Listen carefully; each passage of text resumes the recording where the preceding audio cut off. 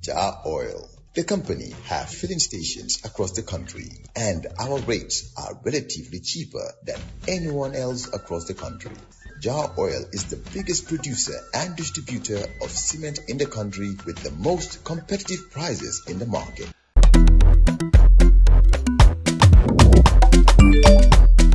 Excellent jam, Suwareh. Yo, Abla, yo, luta do de. Luta mo nulo jël moto nga andil ma xaalis. Hello? Busel mu fine. What? Busel mu fine. Oh, yes!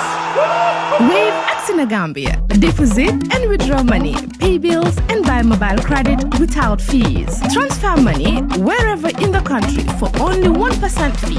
At Wave, Busel mu fine. Wave, your money is yours.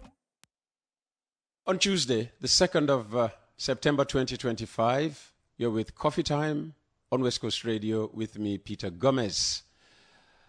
As a young individual in our country, I am deeply concerned about the present state and the trajectory of our nation. It is crucial to understand where we were as a nation leading up to 2016, where we find ourselves now, and most importantly, where we desire to steer our future.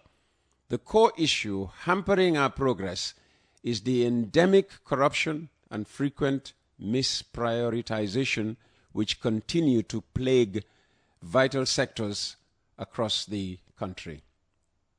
That was the message I got from my next guest on Sunday evening. He is none other than Mr. Haji Suwareh, the UDP National Youth President. Haji, welcome back to Coffee Time. Thank you very much, Uncle Peter, for hosting me once again. Fantastic. And I'm glad that the studio is even more fantastic than I missed it before. You're very kind. I enjoy being here. You're very kind. You're very kind. And Well, also to your wonderful viewers, we and enjoy on the audience. we enjoy your company. Thank Tell you. us what a UDP National Youth President does. He does that one outreach across and outside the country with the militant groups of the party, militants of the party, consistently engage with them, also listening to their concerns, to try to incorporate those concerns into a policy that the party should consider if elected in government. It's an important role that has a day-to-day activity in terms of propagating programs and policies, trying to get the views and the opinions of fellow youths and also women across the country and even outside the country to ensure that whenever the UDP government is coming, has to consider or prioritize those needs, because young people, as we know, that they are the backbone of our society, and those views of those young people cannot be left behind. And this is why UDP has made it important to ensure that that vital component of the society supposed to be given that opportunity to be represented fully in terms of the party's programs and policies. So how do you interact with young people both in and outside of the country? I made myself very open, as I found the UDP Youth Presidency is doing before, my predecessors. They ensure that whenever there is an opportunity to interact with young people, whether it is going to be VU to VU, a radio program, a TV program, seminars, you have to make yourself available to make sure that those young people you inspire have to get your presence to put their concerns, views, and opinions to you. So we interact with them, football fields, naming ceremonies, wedding ceremonies, at the Bantabas, VUs, and many other avenues that might be available to us, to definitely consider that we are there for them. So every gathering, every potential gathering is an opportunity for you to, communicate to them the message of the UDP and also hear back from people. From people. And what's been the feedback from the people, from young people like? The feedback we constantly get from young people, among them is most of them are getting fed up with the type of politics Gambia is now known to be. that is like what they call they only promise, but they don't deliver. So it is giving young people headache whether they should even trust politicians anymore. So that make it very tough. And when for you us. say politicians both in government and out of government. Politicians mainly in government, because those in government, many times those young people will point their fingers to that before they are in government, they promise them something. And that's why the statement you read, it reflected back on where we were. Mm-hmm. And then yesterday, like if I say yesterday, means that 1994, there was something that happened in this country. And that is what called a coup d'etat, to get away from a democratic elected government to a military ruling. That coup d'etat has make sure that an emerging political group coming into formation, which is called the United Democratic Party. So at the time they were fighting for democracy, and up to 2016, that's the democracy they are fighting for, because our laws at the time democratically were overthrown, and military ruling that led to some draconian or how do I call it, tailor-made laws to make it a constitution to fit the size of one individual. That has been the governance system we were before 2016. And in 2016, that's why those group of people form a group, one association called Coalition 2016, to fight, to get away from those military design laws, laws that are dictatorial, to ensure that Gambians have a country that will be governed by their wishes and aspirations. And that is why the Coalition 2016, they came up with a reform agenda. That was to try to address the 1997 constitution, to change it with a constitution that's going to be the desire of the Gambian people, and also some laws that are called the Public Order Act, to do away with those ones, and then reform the economy of this country, which is an economic reform agenda, and also the civil service security sector reform. This was what led to the formation of the Coalition 2016, and as I said it, where are we today? That reflection is important for young people to understand. Where are we today, Haji? We are here today because lack of political will has caused us the change that we desire, makes us to fail to achieve that change. Because 2016, the coalition government led by President Adama Barrow promised Gambians that he's going to usher us into a third republic by changing the 1997 constitution to bring in a new constitution. But today we failed that draft constitution because of a political ambition that is beyond the terms limits, and also the promise he gave to Gambian people that he is going to serve for some particular years. So also we are here today. The country is having a huge debt burden on itself because of the greed for power, to misprioritize in spending the public funds onto areas that are not beneficiary to Gambian citizens. So we are here today now calling for another change.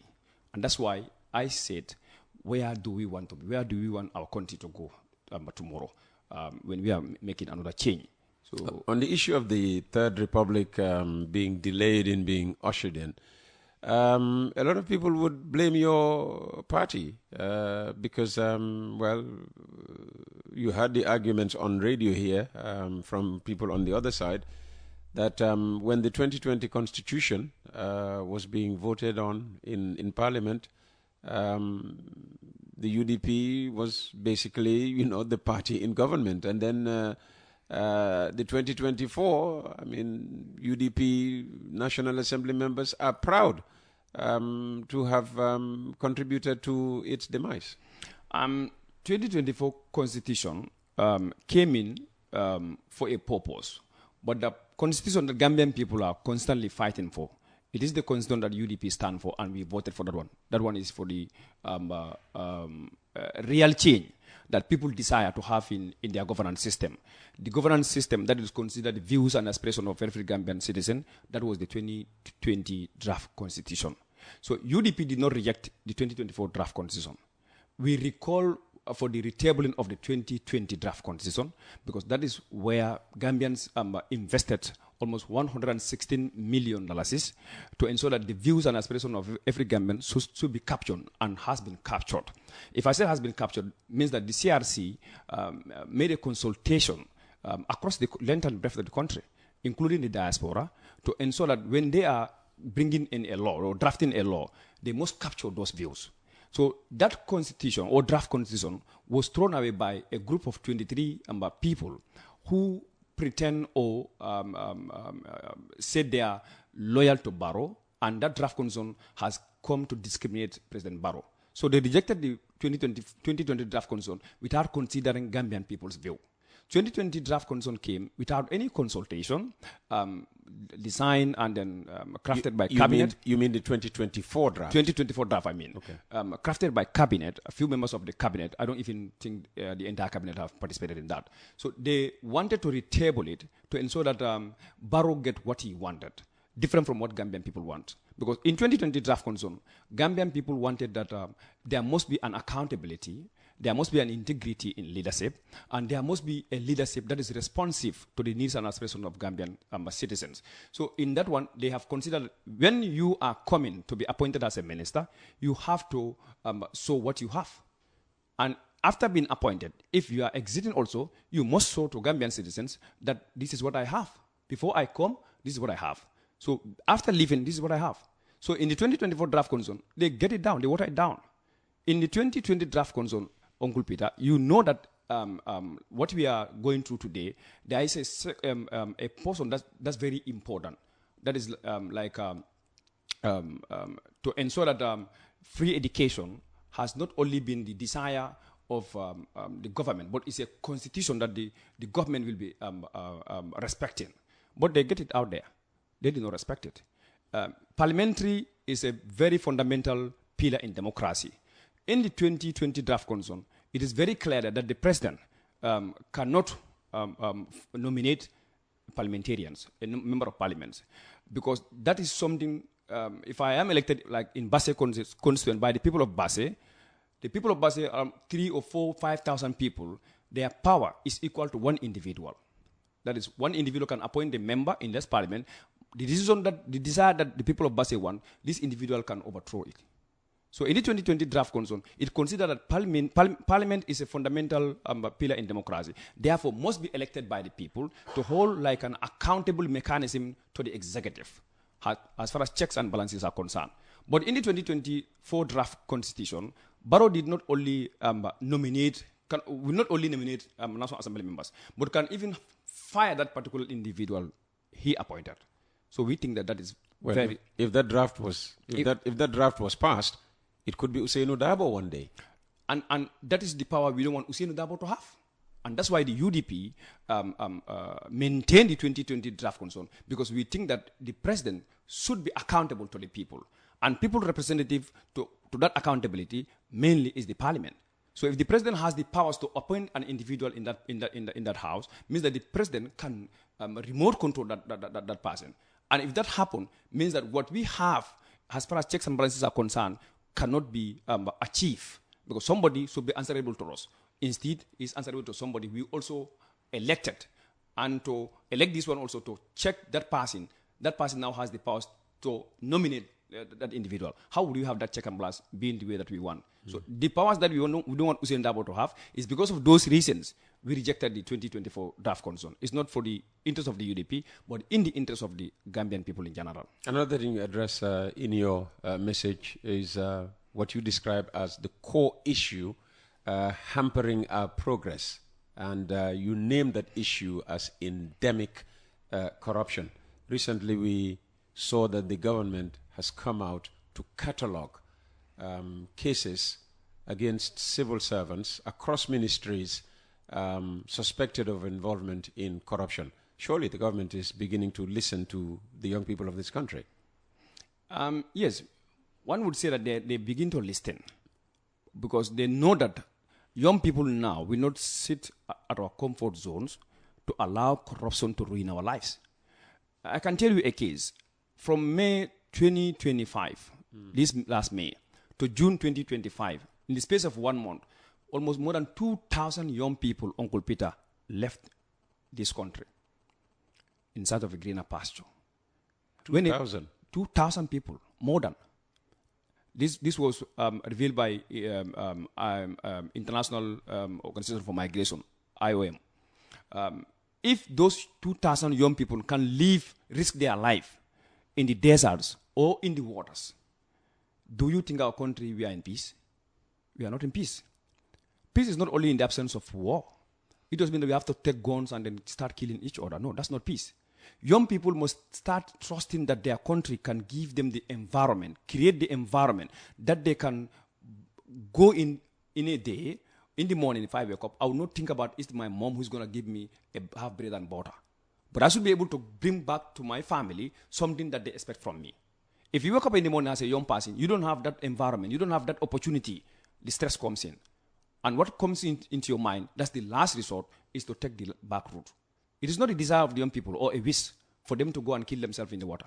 Because I always say that if you see somebody running to throw himself in the river, know that there's fire behind. If there's no fire behind, bush fire behind, that's going to consume you, there's no need for you to throw yourself in the river. But this country, the greener pasture we are looking outside of the country, the pasture exists here. What is stopping us from having that pasture here, Uncle Peter? It is corruption. And that's why I call it endemic.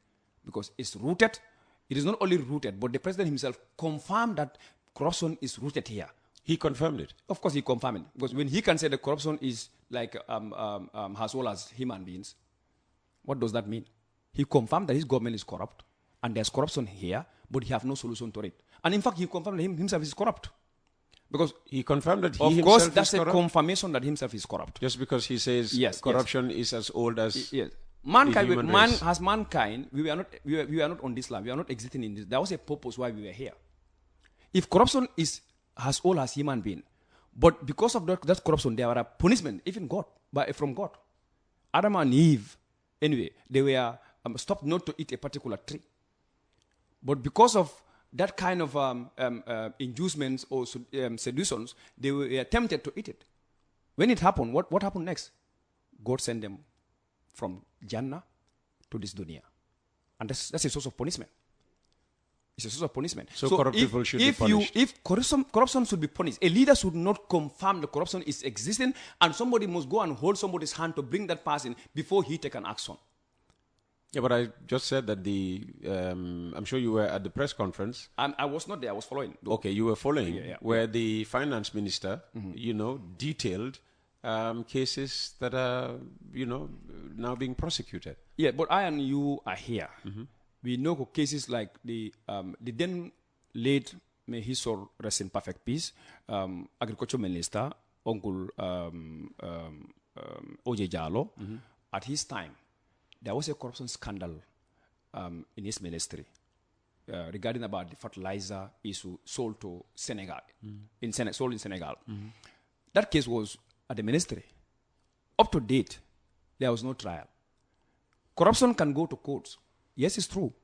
That's why the 20 million 2021 failed scandal was at court.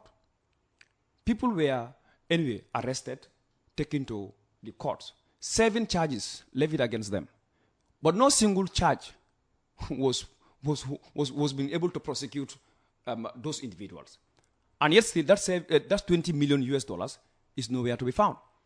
The government came out here and said that they are not going to leave any stone unturned. There will be no sacred goat in it, sacred cow in it. So they said from the spokesperson's own tongue, said they are going to institute a forensic audit to ensure that wherever those funds went to, whoever is involved, the person is not going to be left free. They'll be prosecuting them. But since 2021, up to date, nowhere to find that case. So if they said that cases are at the court, so we don't have any option, you can take a case to the court, but is there any will to prosecute that case? It's just to please our face. It's just to tell people that justification that we take it to the court, so the courts have their powers to do so. But the court cannot just prosecute somebody without you providing the evidence.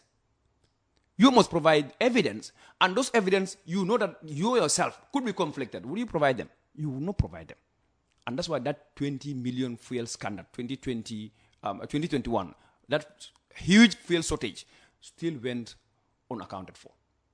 So the 70 children case about that acute kidney injury issue, it is the parents whom take it upon themselves because the government was not willing. The government was trying to bribe them. Instead of trying to find mechanisms of accountability, they try to bribe the parents. They call it compensation. They were trying to compensate. I call it bribery. I call it bribery. Don't talk about it. This is Allah's will. So when Allah wills something, nobody does anything about it. Nobody can do it. So now we, as government, we want to please you with this thing so that we leave it to Allah. Because we are doing this and that and that. So the parents were aware that the government is not having the will to pursue this case. Parents taken upon themselves to take the matter to court. So, and that's why you had the justice minister trying to say, if citizens want to go to court, they go to court. So what can we do about it? We cannot do something about it. Yes, the citizens want to go to court because they see that you, the person who's supposed to stand for them, you are not standing for them. And they do what is right. That's to go to the court. So if they go to the court, now it's no more a criminal matter there. It's a civil matter. Instead of the government taking an initiative to make it a criminal matter, they deviated. They're trying to slow down the process, saying, well, this is government, it cannot operate like a private company, stuff like that one. That's not an excuse one can take as far as governance who is willing to fight corruption is concerned. Yeah, but you'll admit that the government cannot force the judiciary to speed up a case just because maybe, you don't need to force the judiciary. You only need to try to provide the tangible evidence that can prosecute a case. There will be no delay in the cases. But you cannot bring a case, even to have a witness, you cannot provide it. And the witness is supposed to be provided by you and is with you. How would the court also take an action? There will be always adjournment. Okay, this happened in what case? Where the government was to provide a witness, had the witness and didn't want to produce the witness. You know the Gambia Tourism Board ecologist case? Yes. You know that they went to the court. The case was simply struck out because government was not forthcoming with witnesses or respecting anyway to present evidence to support their case. So simply because of that reason, the court have no decision, have no other option but to throw the case out, and the case was struck out based on those reasons. So there are many cases that will be taken to the AG chambers. But the cases will stop at AG chambers for conspiracy theories, I call it. Police will provide them, take it there. You ask them, they say, no, we take it to the AG chambers for advice. But the case will stop at AG chambers because AG chambers will say, we have not seen enough evidence to prosecute this matter. The AG chambers, the AG, Attorney General, Minister of Justice is appointed by the President. So if he did not want any case to proceed, he will not go. Oh, okay. So a UDP government would change that arrangement. And that's the zero tolerance for corruption we have. And that's why we always call for not only for the enactment of the anti-corruption bill, or not only a mere formation or establishment of the commission, not only appointing people who has faces of the commission, but to ensure that Gambian people's butut, wherever it went, they will be accounted for. Okay. That is what we call accountability. So UDP government stand for accountability, and that's why you always hear these names against Hussein Dabo. People think that they hate Hussein Dabo from nothing. No. Some people hate Hussein Dabo because of those reasons. Because they know that he cannot spare a butut that belongs to the public to drop in an individual pocket that doesn't go to the public. So he will stand for it, and even if that is going to cost him. So sometimes that's the senior campaign you had people driving against him, that Hussein Dabo cannot be this, should not be that. If he he cannot compromise. But no, because he cares about this country. And that's the UDP stand.